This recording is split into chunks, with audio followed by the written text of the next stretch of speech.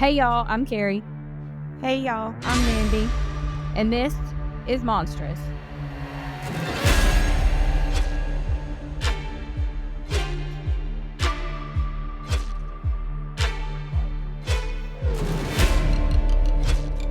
This episode contains topics and language that may not be suitable for all listeners, and topics that may be triggering for some. Listener discretion is advised.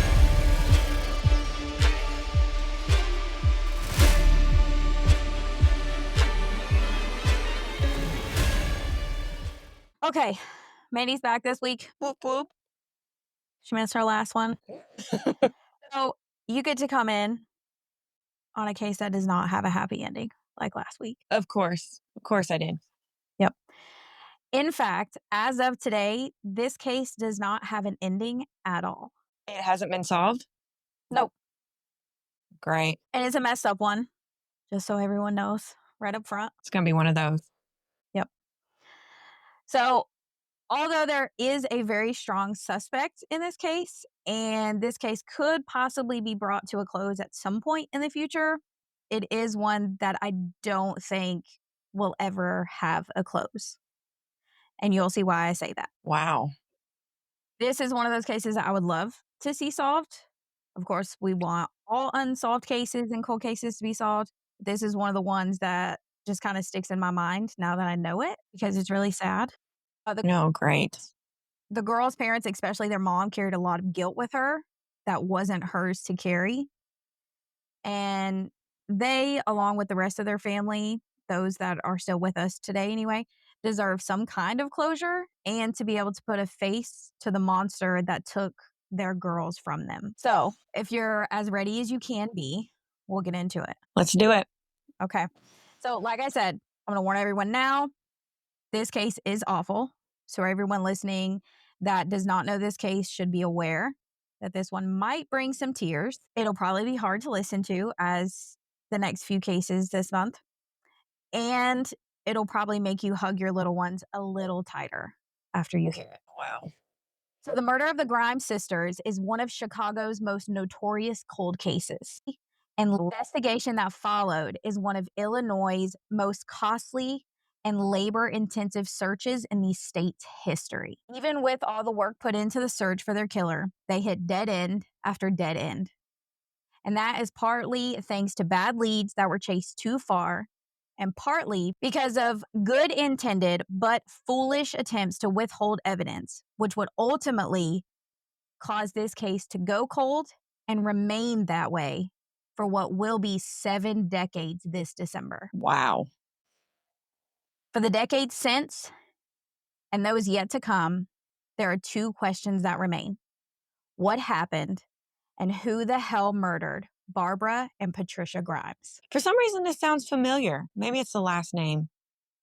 You'll probably recognize that as we get into it.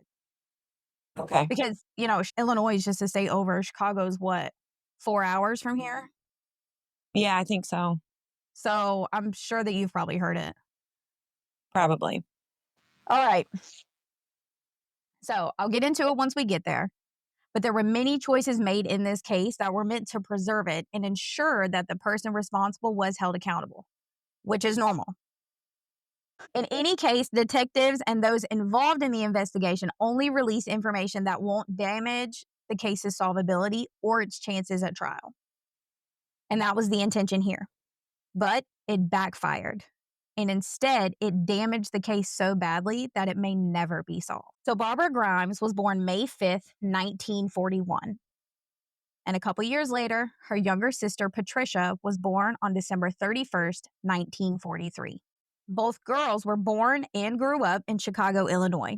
They were the 3rd and 4th of what would be 7 children born to Joseph and Loretta. The 2 had married when they were both 17. 2 years later, at 19 years old, their first child was born. Because they got married and started a family at an early age, neither got a formal education. So they struggled, often going without all the basics, such as heat and electricity, and heavily relying on welfare for quite a while. The struggle was real for them, and every new baby made it worse. But in the end, they got through it. Eventually, Joseph found a job as a truck driver. By the late 1940s, He was making $80 a week, which today would be about $1,800 a week. Okay. This would make his yearly salary in today's money about $93,000. Wow. Yeah. So this job gave him a decent income. Mhm. It took them out of poverty and it gave them a really nice cushion. But the previous year's struggles took a major toll on their marriage. And in December of 1951, they filed for divorce. This was a mutual decision. So the divorce was easy because although their marriage was not over, they still did seem to have respect for each other. It was just too much had happened and their marriage just wasn't working anymore. But it didn't mean that they didn't still care, love, or respect each other. So once the papers was signed and the divorce was final, Barbara, Patricia, and 3 of their 5 siblings stayed with Loretta, while Joseph moved into an apartment not too far from them. So the kids still got to see him on a regular basis, and everything seemed to be working out for them. The only problem was that now, without Joseph's income, although he was paying $35 a week in child support, which today would be $427 a week, it still wasn't enough. And so Loretta was forced to get a job, which she had been able to find one pretty fast. At this job, Loretta was a file clerk for Park Davis Pharmaceuticals. But even with this job, she still didn't have enough income to support herself and her children. So she had to go back on welfare, and from time to time, she had to rely on some social supports that were also offered.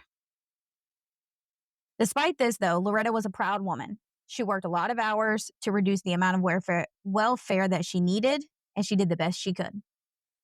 Loretta was reportedly a wonderful mother, and when she was at home, she was present and involved with each of her children. By all accounts, the Grimes children were all taken care of and seemed to have a very good life. Barbara and Patricia were said to have been smart and polite. They were those kids in the neighborhood that everyone loved. At 15, Barbara got a part-time job at Wolf Furniture House in an attempt to help her mother make ends meet. Patricia was described as super friendly and much more energetic and outgoing than Barbara was. But despite their seemingly opposite personalities, the girls were inseparable, often seen everywhere together, hand in hand. At 15 and 13 years old, the two had a lot of the same interests. Like most girls their age in the 50s, they had a deep passion and love for Elvis Presley. In Nice. 1956, Elvis was only a few years into what would become an iconic career, one that was literally for the books. As devoted Elvis fans, the Grime Sisters would spend their afternoons at the record store listening to his singles.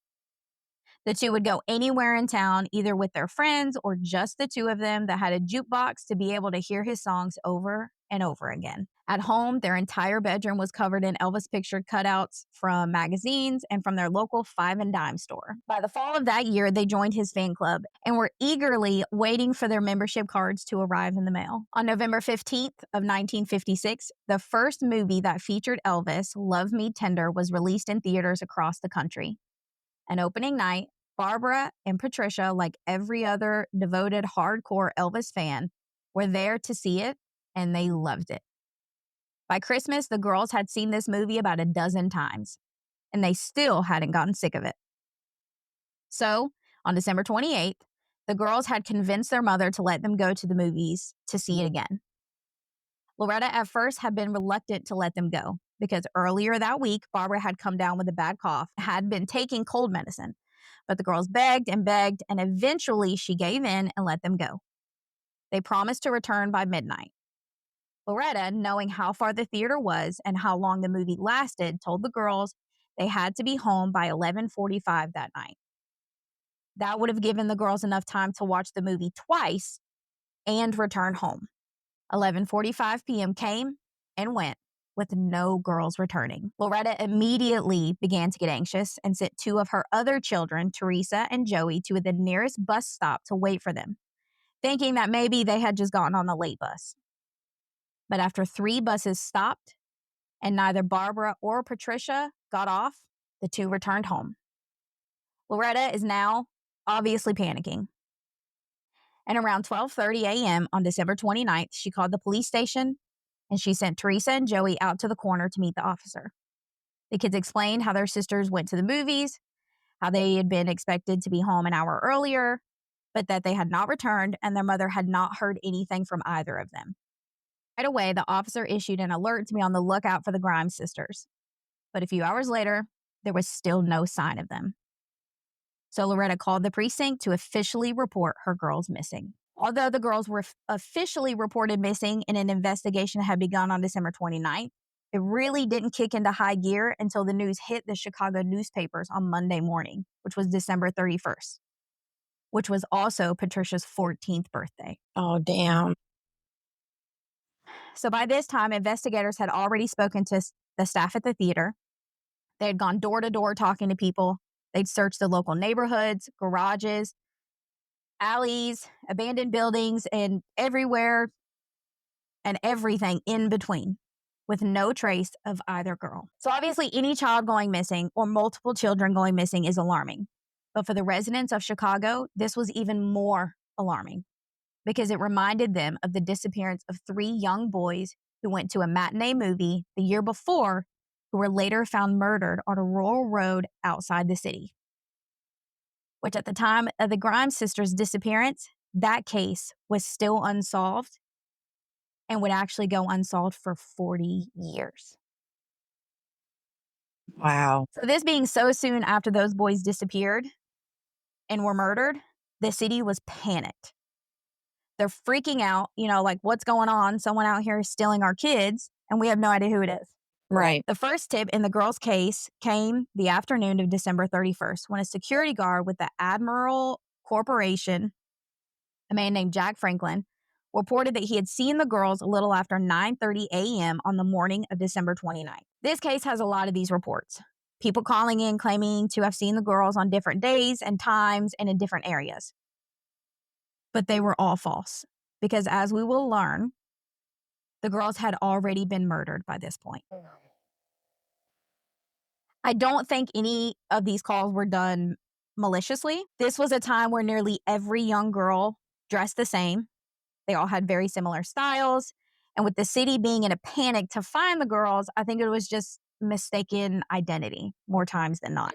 Now, according to Jack, quote, "It was their rudeness that made me remember them. But that wasn't how either girl was described.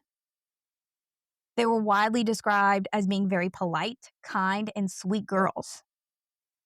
So this report of them being rude didn't fit with who they were at all." He told investigators that he had been standing on a sidewalk on Lawrence Avenue that Saturday morning when the girls passed him. He said that one of them said to the other, "I wonder where the bus stops." So he told them that they had just missed it, to which one of the girls responded, "Oh, shut up." And the two continued on walking towards the bus stop. Once he heard of their disappearance, he became concerned because even though they were not described to be this way, he was sure the girls he saw were the Grime sisters. And he was very concerned because the 3 boys that had went missing the year before that I had mentioned were last seen in this same area before their bodies were found a few days later. Oh, shit. This same day, 15-year-old Dorothy Fisher told police that she had seen Barbara and Patricia inside the theater the night they went missing. So police believe that they did in fact make it to the movie. She said that she had briefly spoken with the girls before they left the theater.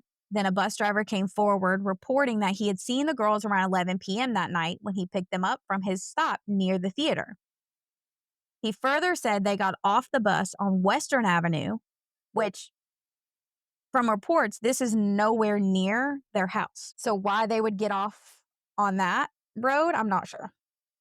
Right. So all of these reports by all these different people said that the girls were alone when they were seen. They made this clear because detectives initially thought that the girls may have run off for a date with sailors. What? Yes. I know that's odd. Okay.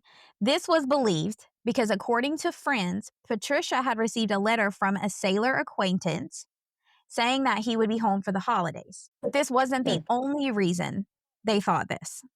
Just 1 month before they disappeared, the girls had returned home from the movies accompanied by 2 sailors they had met while they were at the theater. Oh, okay. Yeah. So while unlikely, it's very much a possibility at this point. So they don't really know anything about these guys, but the tips keep coming in.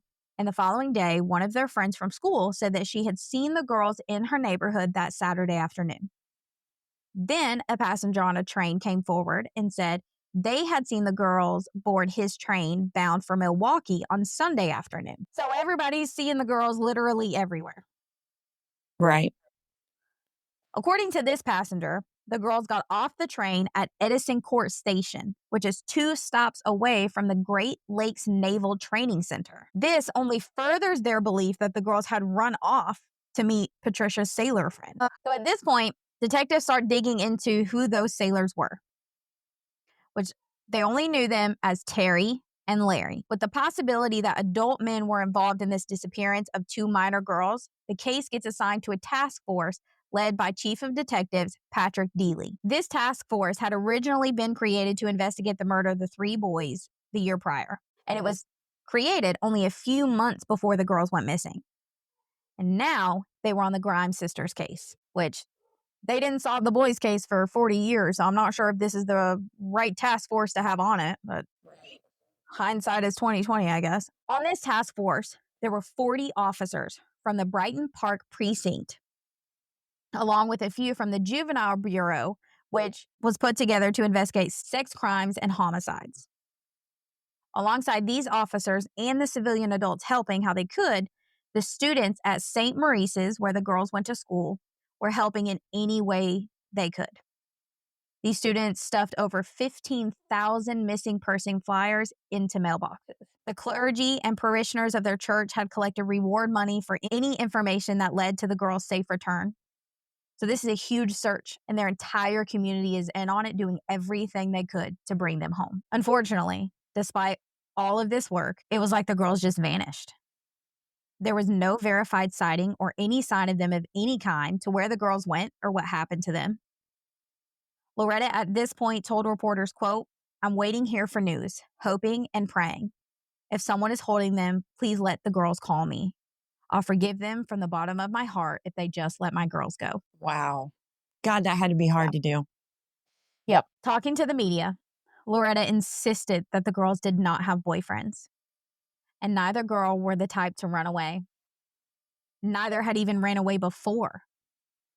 Along with the fact that they disappeared days before Patricia's birthday, and they had planned a party to celebrate, so there was no way that the girls would just have run off. The girls had done exactly what they did that night a million times before.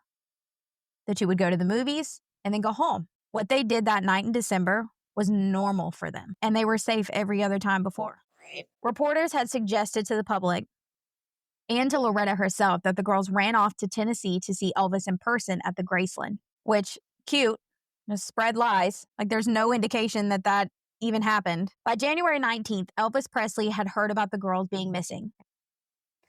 By February 19th, Elvis Presley himself had heard about the girls being missing and learned of their love for him. So he released a statement himself from his home in Graceland. In his statement, he said, quote, "If you're good Presley fans, you'll go home and ease your mother's worries." Wow. That gave me goosebumps. Yep. Elvis was on the rise at this time in his career, and by this point had become a big name in the industry and a staple in nearly every American home.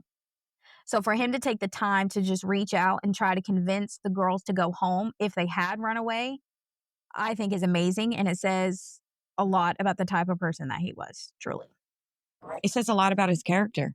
Exactly, because he took time out of his day when, you know, he's a megastar at this point to be like, Right. if you ran away, go home. So at this point, everyone is really trying to help. And like most, Elvis was really hoping that they really had just ran away. But at this point, it's really looking bleak and like something more sinister had happened. A few days after Elvis made his statements, the hopes and prayers of their return were gone. When nearly a month after they disappeared, on January 22nd of 1957, the bodies of Barbara and Patricia Grimes, this is where it gets rough. Oh, God. The bodies of Barbara and Patricia Grimes were discovered off County Line Road near Willow Springs, Illinois. Leonard Prescott was the man that found the girls. He was on his way to the grocery store, located outside Willow Springs, He was traveling on German Shore Church Road when he saw what he thought were mannequins. Guys, it is never a fucking mannequin, okay? You heard it here. It is never a mannequin. Anyway, Leonard told reporters, quote, "I didn't have a care in the world. My wife told me to go out and get groceries. I was going mighty slow, and I noticed these flesh-colored things underneath the railing along the side of the road." He didn't stop at first. He went to the grocery store, bought what his wife needed, and returned home. But he said what he saw really bothered him. He had read about the missing girls because at this point, the girls had become national news. And even though he had convinced himself that they were mannequins, he had to be sure. And his wife urged him to be sure because if he drove past them ignoring them, he would not be able to go on with his day. And he wouldn't be able to live with himself if it was in fact the girls. And he said nothing. So the two returned to where Leonard had seen what he believed to be mannequins that afternoon. And when they reached the embankment, Mary Prescott screamed because from where they stood, she could clearly see the nude bodies of two girls lying in the ditch, barely covered by a layer of snow. Wow. Yeah, that's where it gets rough. Mary was uncontrollably crying, needing Leonard to carry her back to the car. The shocked and horrified couple sat there for a moment to collect themselves. And once the initial shock wore off, they drove down the road about a mile to the Springs Police Department.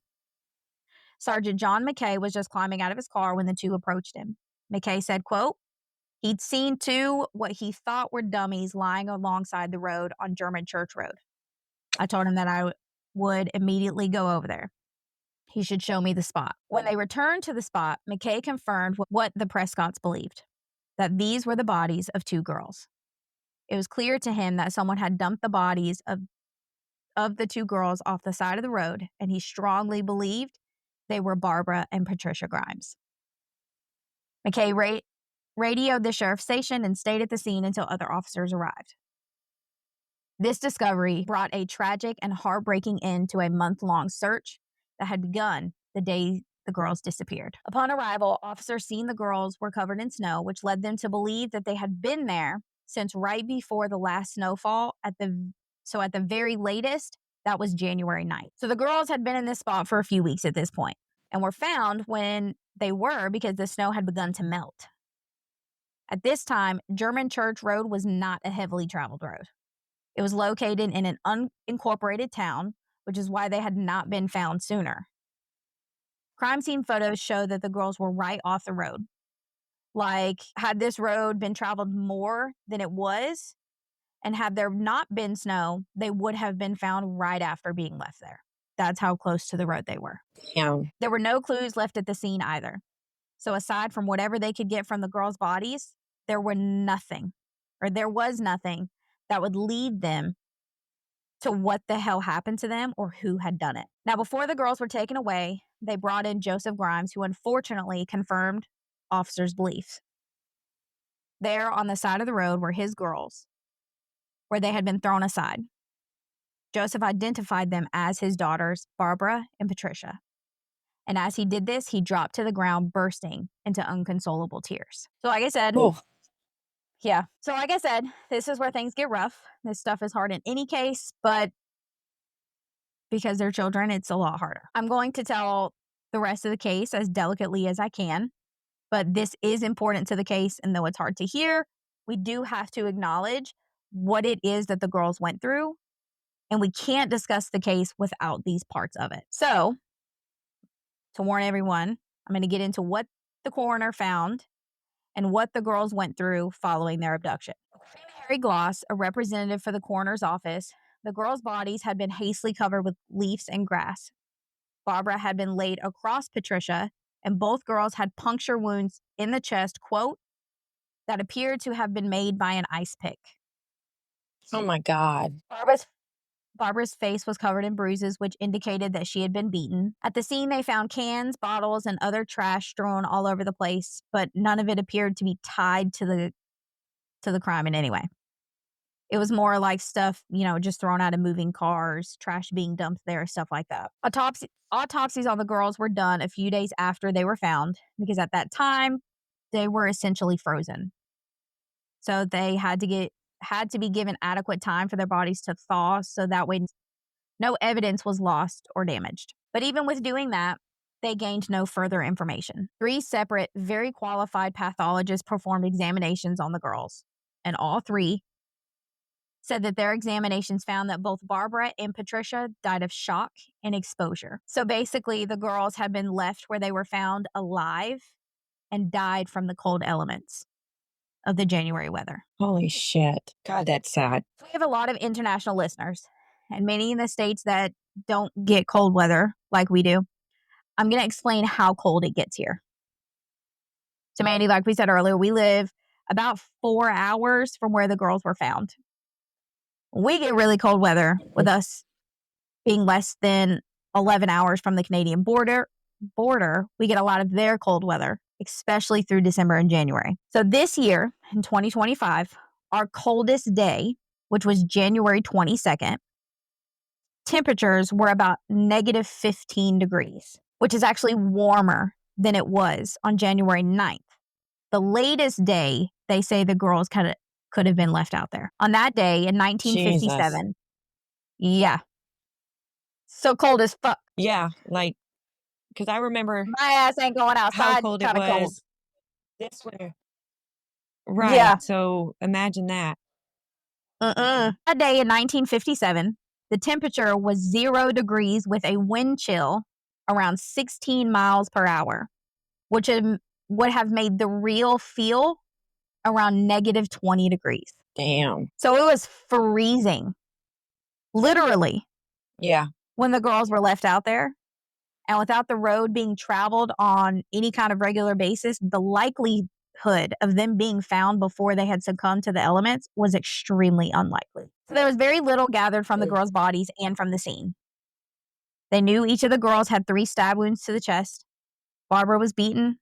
They were both stripped and then thrown into the snow off the side of the road. Aside from this, there really wasn't anything that they had gotten. None of the pathologists could agree on the time of death for either of the girls, but they did agree that the girls had in fact died the night they went missing and that they had been in that ditch covered by fresh snow for some time. In their final report issued, the pathologist noted that the girls had not been sexually molested and that there were no signs of external violence that could have caused their deaths, which I feel like the stabs to the chest would have contributed, but Right. So they were stabbed and beat and then left there, right? Based off their reports from what they found, yes. Okay. Yeah. The autopsy reports, because Before you finish, and I don't know, you might have this question answered because you dig deep. So was the intention of the killer or killers, because there's 2 girls, to even kill them? Or was their intentions to kill them because they left them where they left them? Does that make sense? I believe their intention was to kill them. And you'll see why I say that here in just a little bit. I figured you'd know. So the autopsy report produced more questions than it did answers. One of the biggest questions was if the girls had died that night, then how did so many people see them around the city after that? Because nobody's seen them. Exactly. It's a simple answer. Okay. Eyewitnesses are very unreliable. Like I said before, I think it was mistaken identity. They were wanting to help. And they saw 2 girls together that resembled them. But then you think about the people that knew the girls and claimed to have interacted with them. But maybe it was just wishful thinking.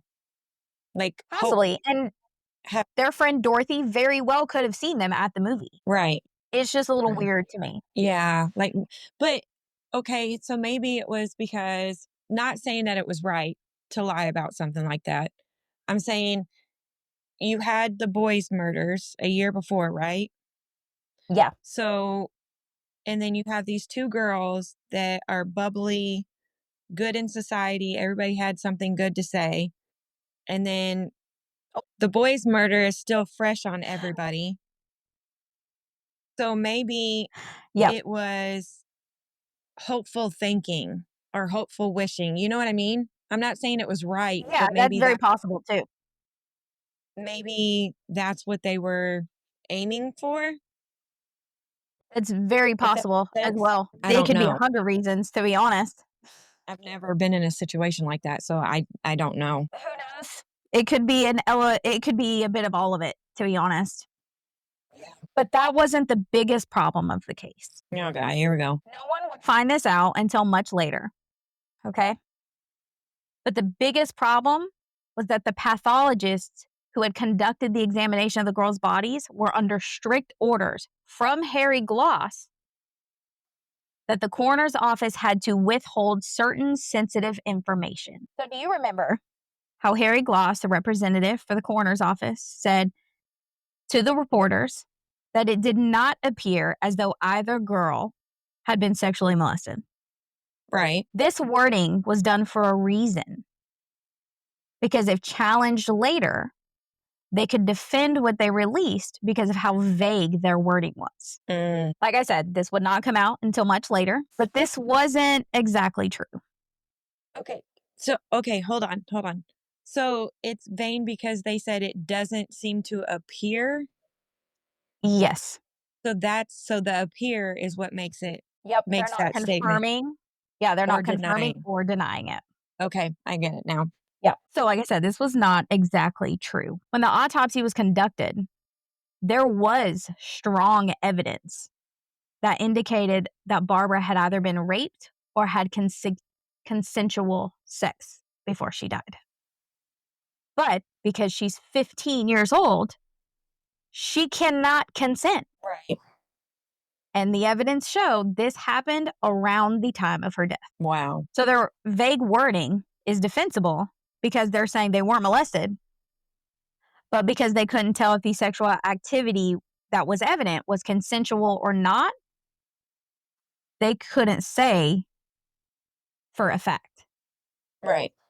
if she was raped or not. It would later come out that both girls had been raped.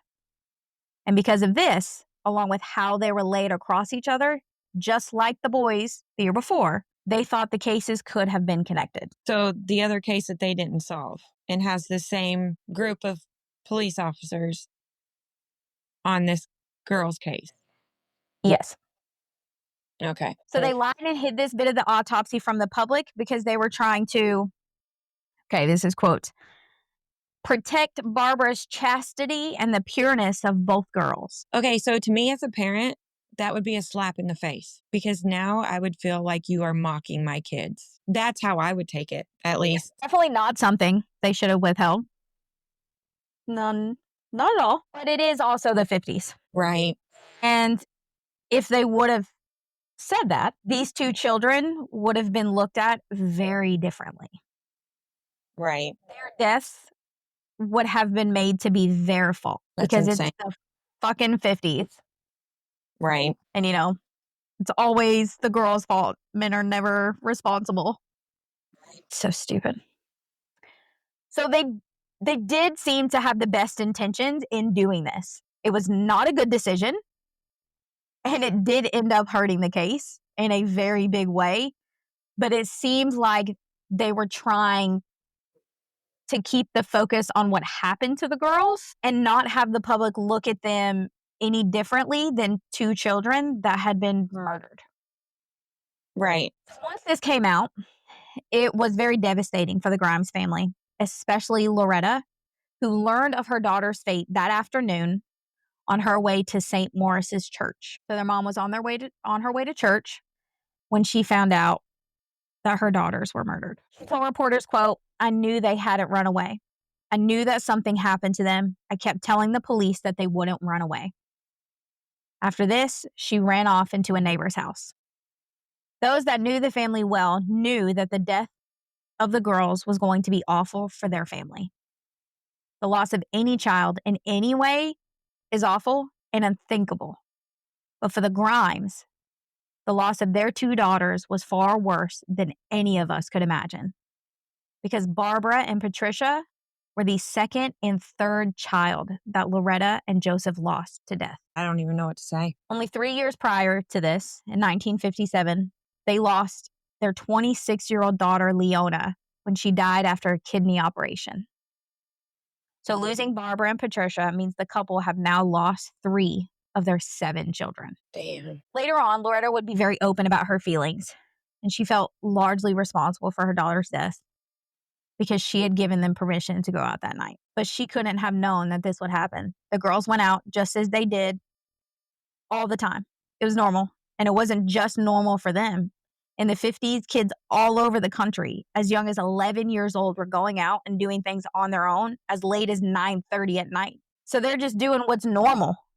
Right.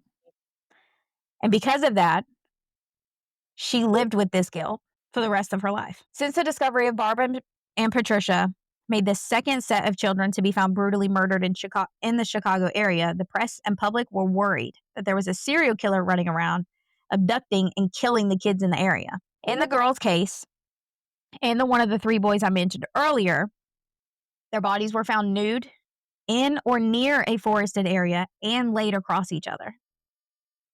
The investigators believed that inclement weather helped the killer lure the kids in because the Grime sisters were taken and killed in December.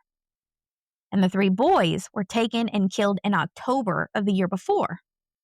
And around here, it's cold in October. Right. So because of the weather, the killer may have offered the kids a ride. Another similarity between the 2 cases was that just like the girls, the boys were headed to the movies. But instead of going to watch Elvis, they were heading to see a Disney movie. And it was either The Lady and the Tramp or The African Lion. I looked it up. And both of those movies were released that year. I just couldn't find which specific one. So they were either going to see The African Lion or Lady and the Tramp. So because of all these similarities, detectives vehemently pursued the cases with the belief that all 5 murders were somehow linked, which I get because it seems as though they are. So now, once the girls' bodies were removed, a team of more than 70 officers searched the area for any clue that would lead to their killer. They combed the area that was all along Devil's Creek, which is where the girls were found. Investigators had high hopes that they would find something to link to someone, but they found nothing. At the same time, a separate team was digging into leads that were pouring in. From these leads, they were able to put together a possible suspect list, and they began to look into each one. They started with 53-year-old self-proclaimed psychic Walter Krantz. And he was suspect number 1 because a week earlier, he had called into the station with an anonymous tip saying that the girls would be found near Santa Fe Park. He refused to give his name when he called, but according to him, he, quote, dreamed of seeing bodies there. What the fuck, dude? Yeah. Like these fucking wackadoodles come out all the time in these cases. Just crawl in a hole and just go away. You're weird, my guy. Exactly. Take a long walk off a short pier, my dude. Right. They were able to trace his number and figure out who he was. Because of him not giving his name and his weird ass fucking tip, he became their prime suspect. But Walter passed 2 polygraphs and was interviewed for hours and hours. And after all this, they determined that he had 0 involvement in the case. Then, just 2 days after that lead dried up, another suspect came into view. This man was Edward Benny Bedwell. According to a cab driver who had seen the girls' photos in the newspaper, he had seen them on the morning of December 30th with 2 men at the D&L restaurant in Chicago's Skid Row neighborhood. The cab driver didn't know the name of either guy, but he described one of them as having Elvis Presley-like sideburns and a ducktail haircut. I did not look up that haircut. I totally should have. I did it. But I feel like a ducktail haircut is where, like, almost like a mullet. You know what I mean? Yeah. I feel like that's what it is. I should have looked it up. Anyway, so investigators spoke to the owners of the D&L restaurant. This was John and Minnie Duros. I believe that's how you say it. They confirmed the cabbie's story, and they were able to identify the guy with the Elvis sideburns as Benny Bedwell. They were able to identify him because they knew him. The couple had hired Benny occasionally to wash dishes for them. According to Minnie, the group, which was the 2 girls, Benny and another man, had come into the restaurant early the morning of the 30th and sat in a booth. She then told them that the older of the 2 girls was in bad shape. Like, she looked like she was sick. Not beaten up or anything like that, but She looked sick. So according to these eyewitness accounts, the girls were seen with these two men for 2 days at this point. Okay? Because they went missing on the 28th. This is the 29th. But if you remember, according to the autopsy, they died the night they went missing. Right. Minnie said eventually they all did go outside where she saw the two men try to get the girls into a car. But the taller of the two girls came back in, sat back in the booth that they had been sitting at, and laid her head down on the table. The rest of what she called the group came in, tried to get the girl to leave. Minnie said that this was when she stepped in, telling them to leave her alone. But the three persisted, and Minnie got distracted by another customer.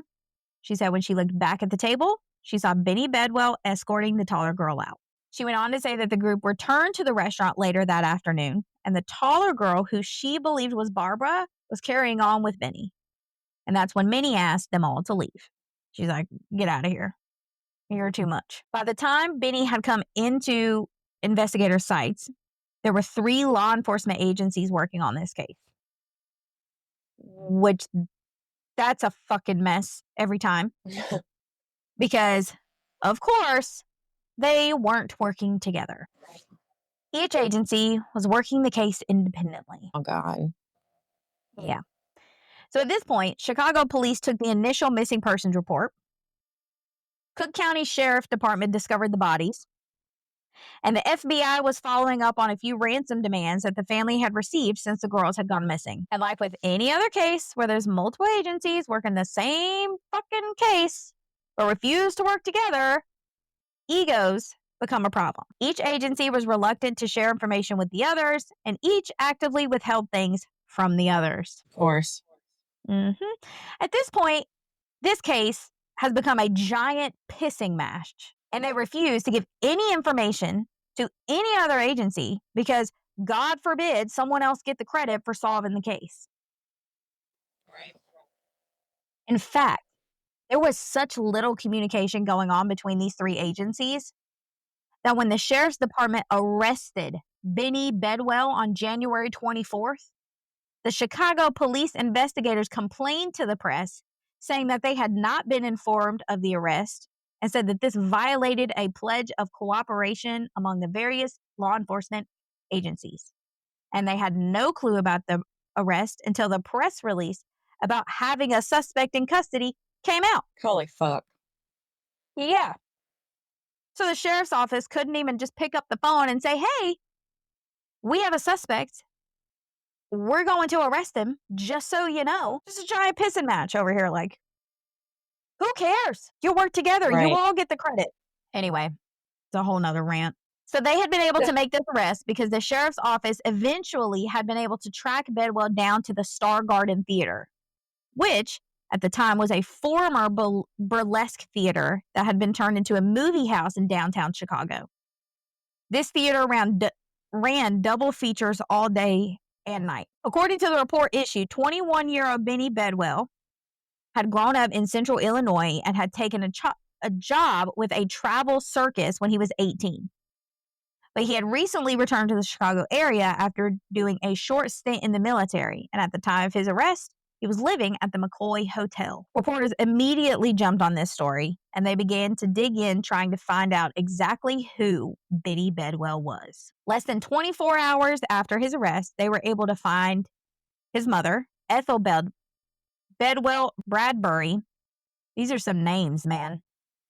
And she was more than happy to talk to them about her son. At 16, Ethel became the 6th wife of John Bedwell, a man who was 30 years older than she was. Yeah. Not long after getting married, she gave birth to John Jr. Then 6 years later, she had her second son, Benny. And as far as his mother was concerned, her son was a, quote, lazy, shiftless bum. Just a big, lazy boy who didn't like to work. Damn. Yeah. She's like, fuck that child. Yeah, like, Fuck them kids. fuck them kids. She didn't know anything about her son's involvement in the case of the missing Grime sisters, but she was able to tell reporters, quote, on several occasions, Benny had mentioned having a new girlfriend, but she had no idea who it was. So why you need to say that? I don't have a fucking idea. So while in custody, Benny insisted that he had never met the Grime sisters and that he in no way had anything to do with their deaths. He did, though, admit that he was at B&L restaurant the night Benny had saw them, and he said he was there with a friend and two girls. But according to him, the girls were not the Grime sisters. Benny said he had met the two girls and their male friend at the movies that day, that they had went to a bar near the theater, but had left when the bartender refused to serve the underage girls. After this, they went to another nearby bar where they each had 3 drinks. He said they were only in there for a little while, and that after that, then they came out of the washroom and the girls were gone. I just love, like, the bathroom was the washroom. Sounds so fancy. I'm gonna go use the washroom. Okay, anyway. Powder my nose. Yeah, exactly. Anyway. When they saw the girls leave, the guy he was with said that they should follow them, but Benny refused and claimed he had run into the girls a few days later, but that they had ignored him. I would probably ignore you too, my guy. Yeah. You're calling the bathroom of a bar a washroom, okay? I would ignore Red you flag. too. Yeah. Like, that is not a washroom, all right? You're in a fucking bar. I don't even know if I would call it a bathroom, to be honest. Ugh. So the problem with this wasn't the first statement Benny had given to police. It was the second. His initial statement, he claimed that he was out that day with friends who he referred to as Lewis and Frank. Okay. He said they met up with the girls that he said was, in fact, the Grime sisters. And according to Benny, he was driving the car. The girls were in the back with his friends. He said he heard what sounded like scuffling, and when he looked back, the two girls were dead. They were what? He said they were dead. I don't know if you guys can hear that helicopter just flew over my house. Sorry. It was super close to my house. My bed was shaking. Yeah. Damn. Somebody must be getting life flighted from the hospital up there. Yeah, they might be. For it to be that close has to be like the whole house was fucking shaking. Okay, anyway, sorry. Benny then said that the men stripped the girl's clothes off, forced him to drive out to German Church Road where they dumped the bodies. According to the coroner's report, sir, they were left out there alive. When Benny was asked why he told his first story, if it wasn't true, he said it was because he thought police would let him go if he told them that. So you say by admitting or you knew about it and you tell them, then they'll just be like, okay, my guy, you're good. Go ahead. Go home. It's okay. Yeah. You can't No be that common stupid. sense, girl. I don't know. There's some of them out there. So these multiple and totally different stories that Benny told did not make him look any less suspicious at all. But the second story, the one where he had told the officers the girls he met at the theater were not the Grime sisters, was actually corroborated. So the second story he told was actually true. What the fuck? The two girls he was with are the ones that are like, yeah, that's what happened. Their names were Irene Dean and Carol King. And the other man that was with them was Richard Wittenmeyer. It's one hell of a last name. This guy also came forward and confirmed the story. Wow. So police are like, okay, we can't just believe your word. All right. So they go back to the restaurant. The owners swore that the girls they had talked to were not the girls they had seen the guys with. And this was further suspect because there were actually several witnesses that had come forward who said that they had seen the girls with Benny either on the day or around the time that they went missing. From that night, they went missing. And the week that followed, at least 8 different people came forward claiming to have seen the girls in the company of 2 men, and each one had a detail that would not have been known to the public at the time. So, for example, a waitress at the Mount Pindo's restaurant had told detectives that she had seen the girls there with 2 men.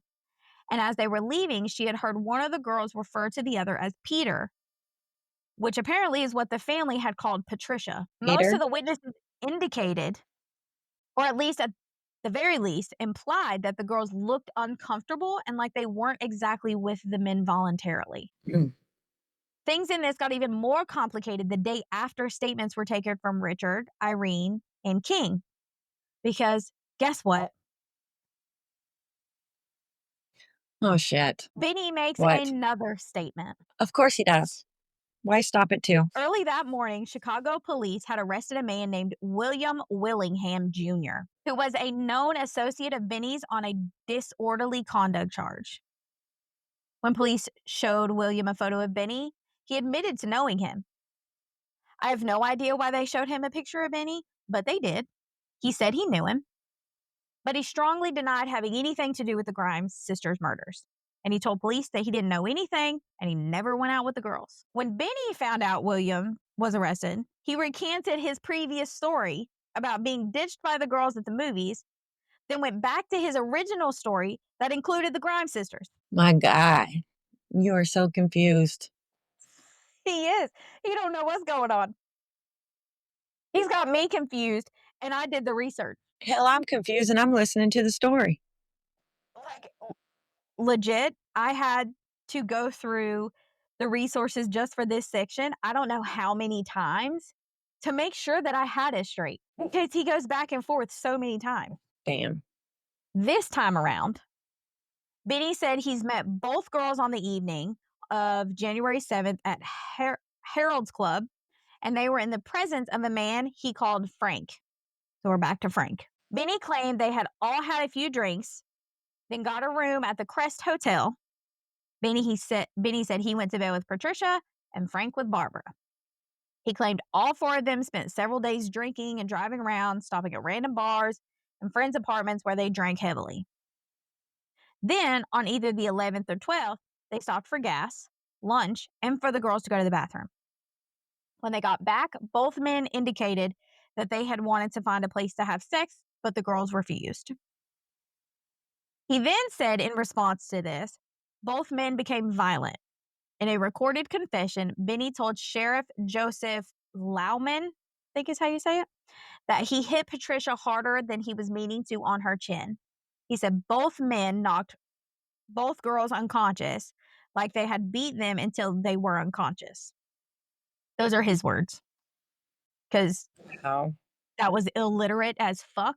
Those were his words, not mine. So we're clear. Anyway, so Benny said that they thought they had killed the girls, so they drove up to German Church Road, stripped them of their clothes, and dumped them behind the guardrail. Why do you need to take their clothes off? To make it look like something else. Like if they're I'm dead, sure. you know what I mean? Like, and you have no connection to these girls. What the fuck are you gonna do with some teenage girl clothes? Right. It don't make no sense. But I'm not them. The sheriff asked if they knew the girls were dead for sure or not. Benny stated that they didn't move, but he didn't think they were dead. He said he figured the girls would come to and go for help, that he didn't do it intentionally. Benny said it wasn't until 7 days after all this had went down that he saw and read an article about the girls and realized that it was the Grime sisters. He claimed that neither of them said anything about running away from home. Neither had mentioned being looked for, nothing. He also said he had only met Frank a few times, so he really didn't know him that well. Like, he didn't even know his last name. Benny said the two went back to the city, went their separate ways, and he hadn't seen Frank since. Sure, my guy. I don't even feel like he knows what's going on at this point. Yeah, I don't think so. This is like his third story, and it's totally different. Investigators read this statement back to Benny so he can make any kind of clarifications. Benny then identified Barbara and Patricia from photo lineups shown to him as the girls that he had been with, but they had also been all over the news and in newspapers. So that identification could have been tainted. Then Benny guided investigators on a 50-mile tour of where he and Frank drove with the girls, ending on Church Street Road, where they had been found. Through this entire thing, hundreds, if not thousands, watched and followed this entire trip. The press referred to this as a, quote, tragic circus parade at high speed. Now, Sheriff Wellman was immediately convinced of Benny's guilt because the eyewitness statements lined up with what seemed to be the facts. And then Benny's, 500 different fucking statements and stories didn't help ease the suspicion that was looming over him. But there really was no evidence. This news story of Benny's was confirmed by a man named Leonard Wass. So this is the second now confirmed story that Benny has given. This man was an employee at a gas station that wasn't far from where the girls were found. According to him, the girls and two men stopped at the station in early January. He was not sure of the date, but he confirmed the girls had asked to use the restroom. And as they were leaving, Leonard claimed that Barbara gave him a strange look, which he thought was her really not wanting to get back in the car. How the fuck is it that nobody thought to say any of this before now? Right. Several people at this point have said that something seemed off with either one or both of the girls, but nobody asked if they were okay or if they needed help. Like, everybody knows there's two young girls missing and no one is concerned. Like, get it together. Okay. So there were actually a ton of people that did not believe Benny's confession because obviously he lied a lot. He had told several stories at this point, and although some of his stories did seem likely because they had been confirmed by witnesses, there were a lot that didn't make sense. Like, for example, okay, one of the biggest things that made it seem like Benny was just spewing out shit, he claimed the girls had ate hot dogs for lunch at the gas station. But according to the autopsy, there were no hot dogs in their stomachs. In fact, there was nothing in their stomachs. Then, according to Benny, the girls were beat until they were unconscious. And although there was bruising on their faces, it wasn't enough to corroborate that they had been beaten enough to knock them unconscious. This guy needs help, for real. I know. Like, he's got to be like mentally unstable or something. I don't know. Then, what about the stab wounds to their chest? Because Benny never mentioned those. Right. The press pointed all of this out as soon as they caught wind of it, and now his confession's being questioned by everybody. Another big problem that everyone had with his confession was how Benny claimed to engage in repeated sexual intercourse with Patricia. But according to the autopsy report that everyone knew about, neither girl had engaged in sexual intercourse because remember, they're withholding the fact that both girls had been raped. And hearing Right. this, the public was like, nope, he's lying. When reporters asked one of the pathologists if the girls were chased, he refused to answer because, again, they're being told they're not allowed to tell certain things. He tells reporters that he was there to talk about the science of the case, not the opinions of it. Although the coroner's office was determined to protect the girls' reputations and refused to answer certain questions like this, Loretta, on the other hand, wasted no time calling Benny out. She said the girls were from a good home and were raised in religious surroundings. She said Benny was wrong, insisting he was lying. She said she wanted to see her daughter's clothes before she would believe anything he said. And further said she wouldn't believe anything Benny said about her girls being in any bars. So literally everyone is saying Benny was lying about sex with either girl. And this was all because the coroner's office had withheld this information. And unfortunately, it wasn't until many years later before anyone learned of this misguided sense of decency. The offices involved had all conspired to suppress certain autopsy results in order to protect the girls and their innocence. Later, several members of the sheriff's department would confirm that they had seen autopsy slides, which showed, like I said before, both girls had been sexually assaulted before their deaths. Despite the flaws in this case, Lohman was convinced of Benny's guilt. He accepted the confession, then booked the man for murder, which he intended to see the case all the way through to trial. The news of Benny's confession and the impending indictment brought most of the community some comfort, but for others, Benny seemed like a scapegoat in a case that multiple law enforcement agencies had failed to solve. Benny's pro bono lawyer, David Bradshaw, had told reporters, quote, "The boy in this case is wholly illiterate, doesn't understand what's going on, and has found himself in the main object in a case of a nationwide interest." And Loretta agreed. She told reporters he had changed his story so many times, so who wouldn't it confuse? He's had no sleep and nothing to eat. She's like, he hasn't eaten or slept, so yeah, he's gonna say whatever the fuck you want him to say. His lawyer is Right. basically his lawyer's basically calling him stupid, not to mention he's 21 years old. Says, like, there's no way this is the man that killed my girls. Wasn't him. Benny's lawyer believed that investigators were under such intense pressure to solve the case, and since his client was their only real suspect, They pursued him despite all the different stories and contradictions with the evidence. He also believed that his client was being scapegoated because the public and many in law enforcement clung to the sisters' purity, and they refused to believe that these two teenagers would have gone anywhere near Skid Row bars or theaters, which led to something like this happening. So his lawyer is like, Benny's being offered up as an easy explanation for why the girls would have been down there, which at this point, his lawyer didn't even know what the coroner's office was hiding. So while all this is going on, investigators continue digging into Benny's story.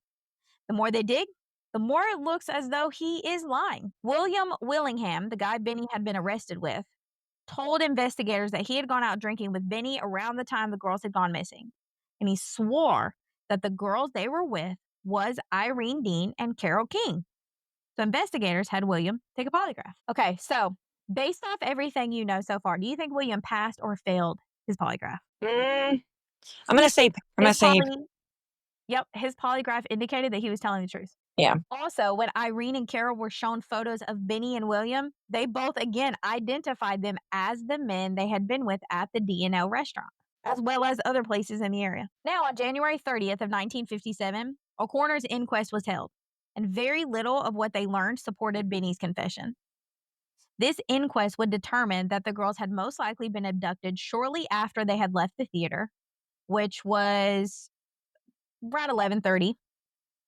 Benny was proven to be at work at that time. The inquest also showed how many were involved in quote unquote protecting the girls' innocence. Also, at one point during the inquest, Dorothy Weiner, a girl from Barbara and Patricia School, testified that she had seen the girls at the theater buying popcorn and candy. And when she did, Loretta jumped up yelling that the girl was lying because she had only given the girls enough money to see the movie. Oh shit. After 3 days of testimony, Benny Bedwell again recanted his 14-page confession. He said he only confessed because police had not only threatened him, but also beat him until he did.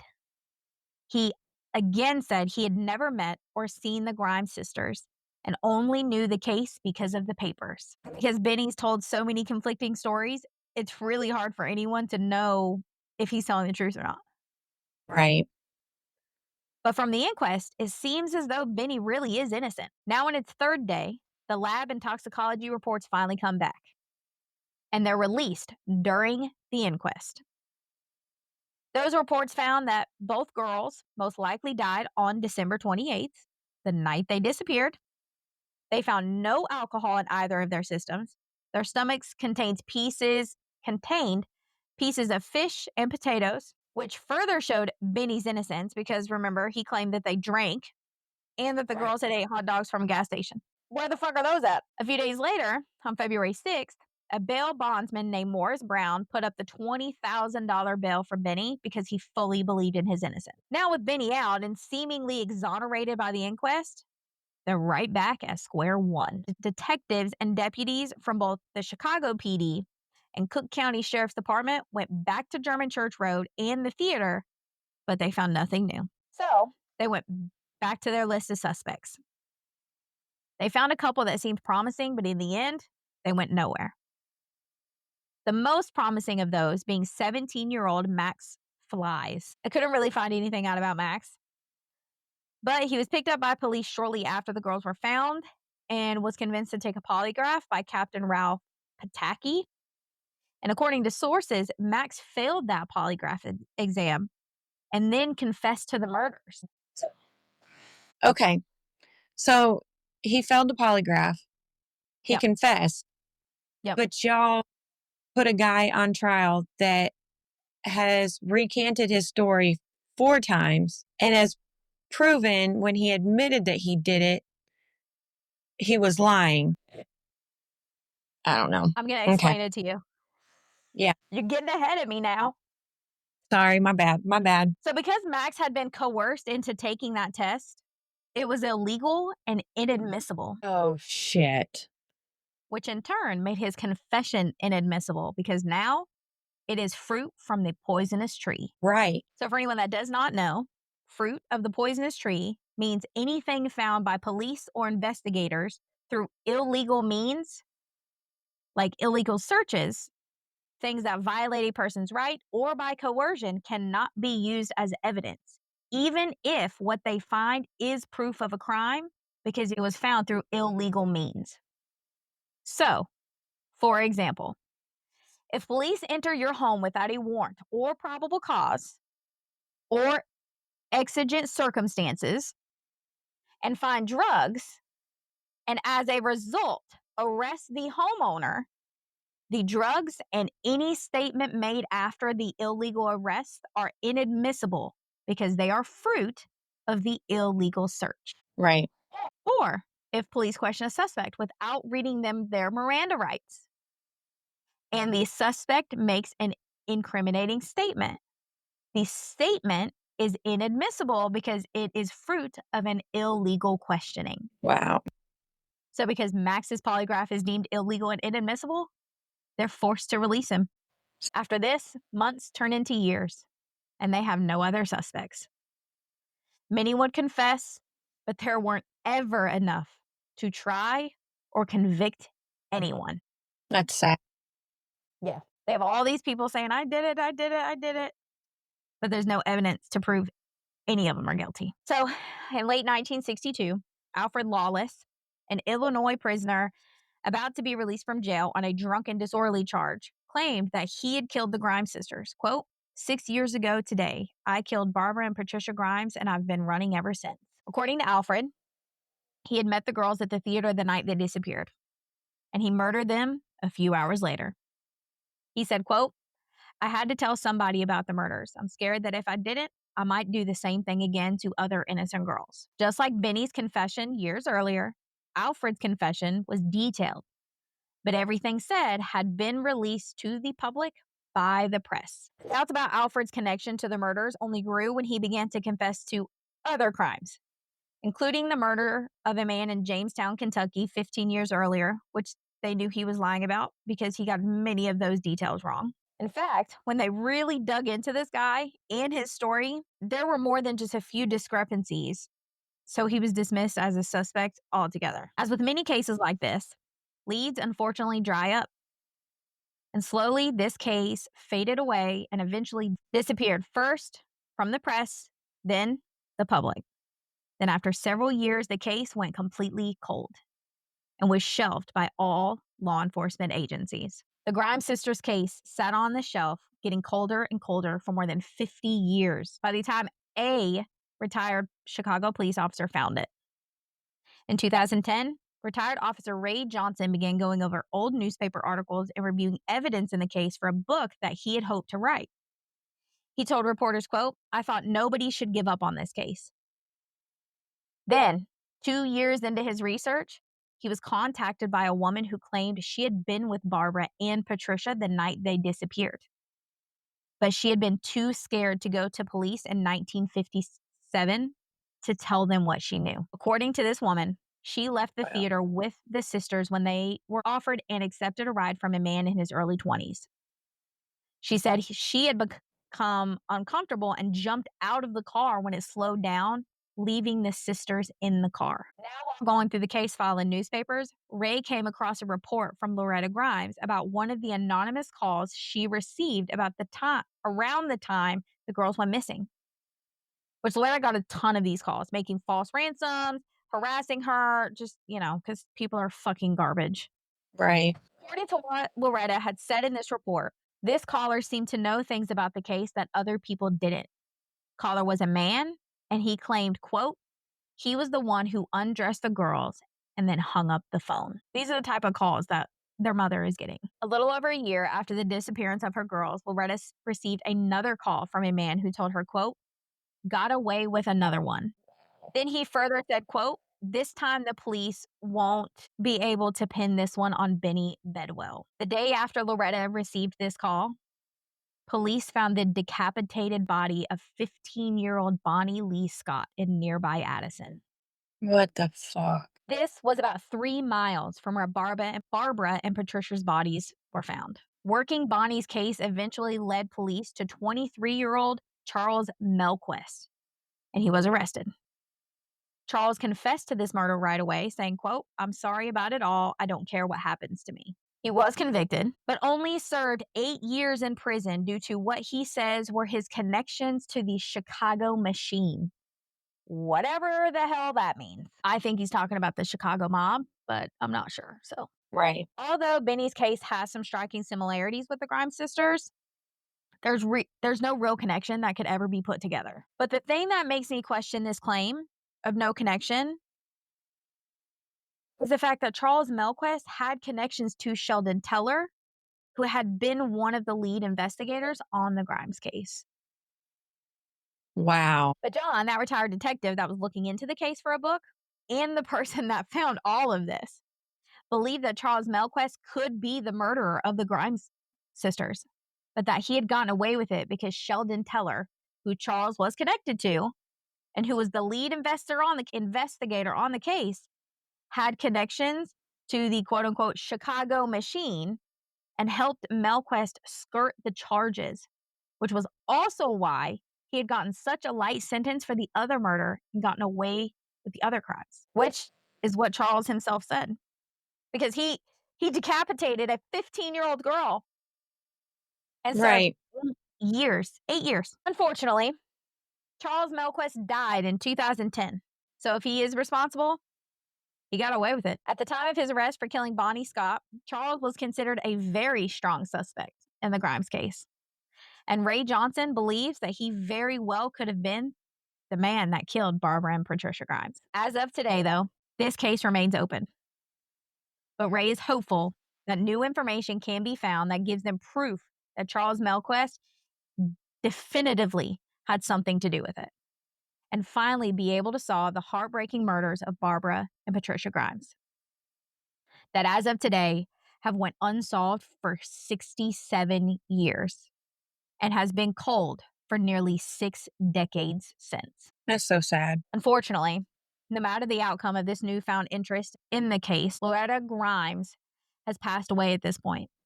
She will never know what happened to her girls or who took them from her. Anyone out there that has any information, no matter how small that information may be, you are asked to please call the Cook County Sheriff's Police Cold Case Unit at 708-865-4549.